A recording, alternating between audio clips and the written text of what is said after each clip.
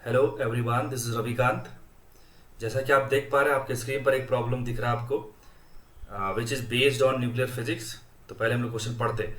Which of the plots shown in the figure represent speed v n of the electron in hydrogen atom as a function of principal quantum number. Okay, इस question को करने के लिए हमें ये पता होना चाहिए कि what is the relation between orbital speed and principal quantum number.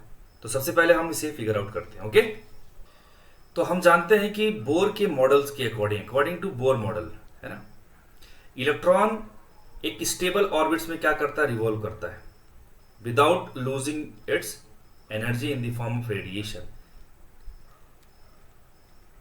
ठीक है, ऐसा अगर इस ऑर्बिट का रेडियस आर है and speed corresponding to this orbit is v. Okay, तो यहां पर दो चीजें या दो रिलेशन हम लोग यहां पर स्टैब्लिश करते हैं या हमें पता होता है।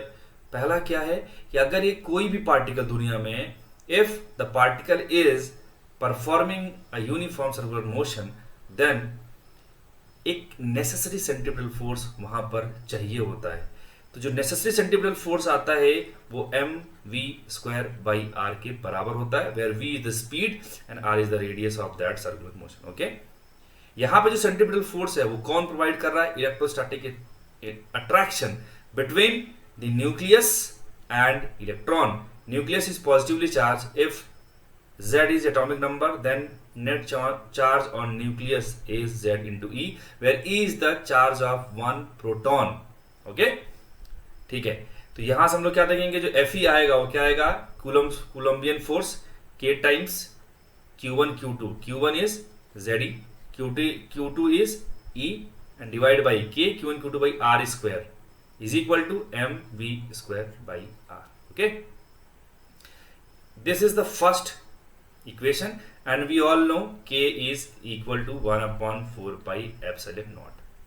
ओके, ठीक है, ये पहला हो गया हमारा। दूसरा कहां से आएगा, एंगुलर मोमेंटम। बोर ने ये बताया कि जो एंगुलर मोमेंटम होता है of the orbiting electron is quantized, which means L, which is equal to mvr, is equal to h upon 2 times into n. n is the principal quantum number. This is equation number 2.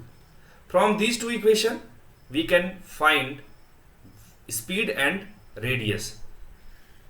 Speed जो आता है वो कितना निकल के आता है, after solving 1 upon 137 c times z by n.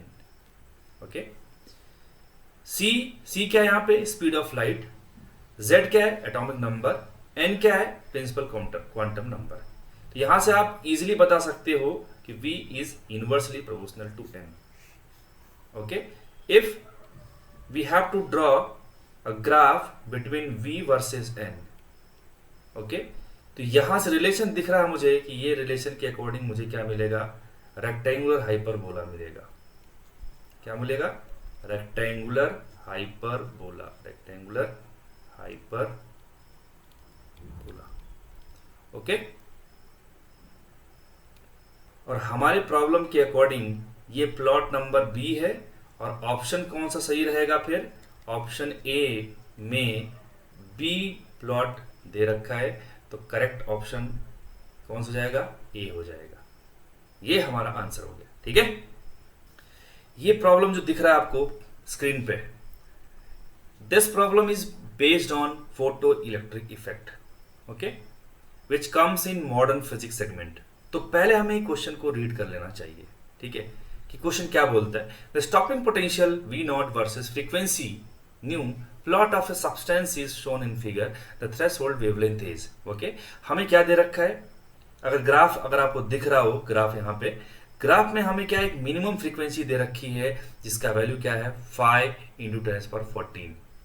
ठीक है, ये मिनिमम फ्रीक्वेंसी है। And we all know the wavelength corresponding to minimum frequency is known as threshold wavelength. Threshold wavelength. Okay. Now we can easily solve because we all know the relation between frequency and wavelength. Okay. So let's solve. The relation between frequency and wavelength is given by nu is equal to c by lambda, where c is the speed of light upon wavelength. Lambda is wavelength. Okay, so lambda can be written as c by nu. Lambda we have to find threshold lambda not, और वो कब मिलेगा जब frequency क्या हो, minimum हो, and minimum frequency according to graph is 5 into 10⁻14. Put the value of c, speed of light in vacuum is 3 into 10⁸ upon 5 into 10⁻14. On solving we can write 0.6 into 10⁻8 minus 14 minus 6, or 6 into 10⁻⁻7 metre, और 6000 angstrom.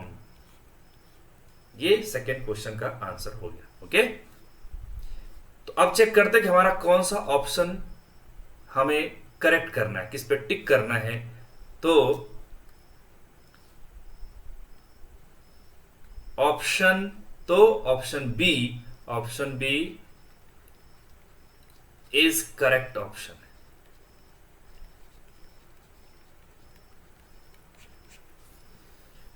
This is again the problem from photoelectric effect topic of modern physics segment. पहले हम लोग पढ़ते हैं question क्या बोल रहा है. In photoelectric effect the work function of metal is 3.5 electron volt. The emitted electrons can be stopped by applying a potential of -1.2 volt. Then चार ऑप्शन दे रखे हमें. First option says the energy of incident photon is 4.7 electron volt. B the energy of incident photon is 2.3 electron volt. A और B option में दोनों में ही incident photon की एनर्जी की बात कर रहा है, तो या तो ए सही होगा या तो बी सही होगा. Now come to c option. If higher frequency photon be used the photo electric current be will rise. Okay, D option, when the energy of photon is 3.5 electron volt the photoelectric current will be maximum. Okay, तो पहले हम C और D को eliminate करने की process आपको बताते हैं. कैसे? कई बार ऐसा होता है कि हम लोग ऑप्शंस को एलिमिनेट भी करते चलते हैं. ठीक है, ऑप्शन C जो एलिमिनेट क्यों होता है, क्योंकि फ्रीक्वेंसी कभी भी फोटो इलेक्ट्रिक करंट को डिसाइड नहीं करेगा. फोटो इलेक्ट्रिक करंट का जो वैल्यू है वो कौन डिसाइड करता है, intensity of incident light. Higher the intensity higher will be the photo electric current. D option देखते हैं, तो सी ऑप्शन एलिमिनेट हो गया. डी ऑप्शन पे आते. डी ऑप्शन में क्या दे रखा है कि energy of photon is something, और आपसे फोटो इलेक्ट्रिक करंट के बारे में कमेंट करने की बात कर रहा है. अगेन एनर्जी जो होता है फोटोन का वो Planck constant into frequency of light होता है. अगेन यहाँ पे फ्रीक्वेंसी का इन्वॉल्वमेंट है, फ्रीक्वेंसी का फोटो इलेक्ट्रिक करंट से कोई डायरेक्ट रिलेशन नहीं है, तो again D option can be eliminated. तो हमने सी और डी को एलिमिनेट कर दिया. अब ए और बी को में से हमें देखना कौन सा सही है, उसके लिए हमें कैलकुलेशन करना पड़ेगा. तो आइए हम लोग कैलकुलेशन करते हैं. ठीक है, so we are given with some information that work function of material or substance denoted by phi is 3.5 electron volt. Okay, one more info is given, which is stopping potential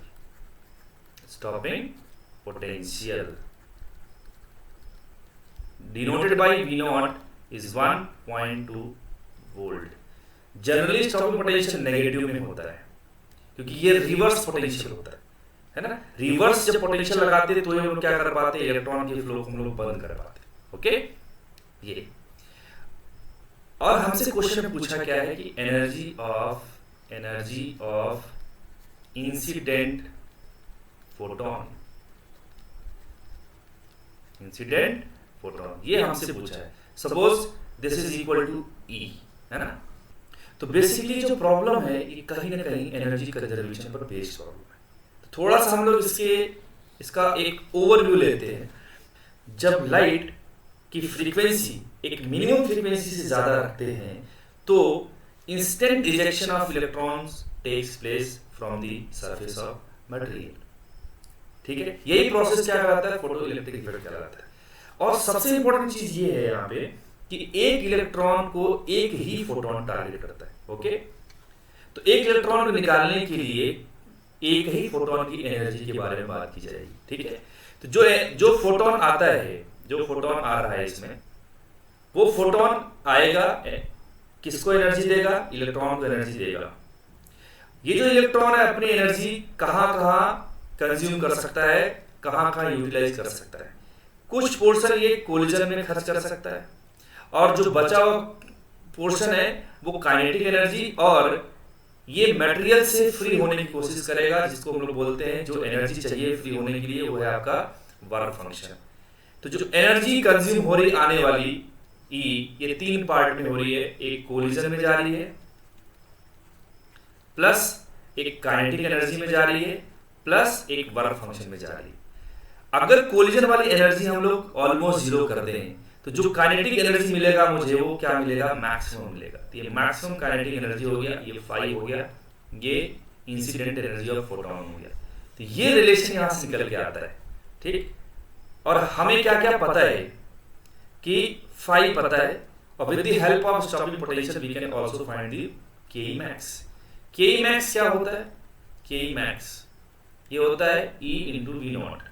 So this value of K max will be equal to 1.2 electron volt. Put all these value in this equation, we can get E is equal to 1.2 electron volt, 3.5 electron volt. Final answer will be equal to 4.7 electron volt. अब check करते हैं हमारा option कौन सा सही है। तो हमारे प्रॉब्लम के according option A is correct option. Option A is correct. Now you can see another problem based on the same topic, photoelectric effect of modern physics. Okay, तो पहले हम लोग क्वेश्चन पढ़ते हैं, फिर हम आपको आगे का कहानी बताते हैं। Which of the following graph represents the variation of maximum kinetic energy EK of the emitted electrons with frequency nu in photoelectric effect correctly?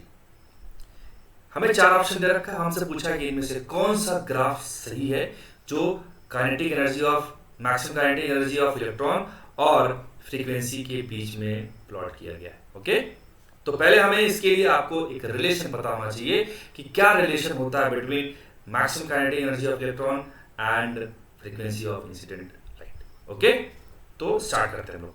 Suppose हमारे पास एक ऐसा सब्सटेंस का एक सरफेस है जो फोटो सेंसिटिव है।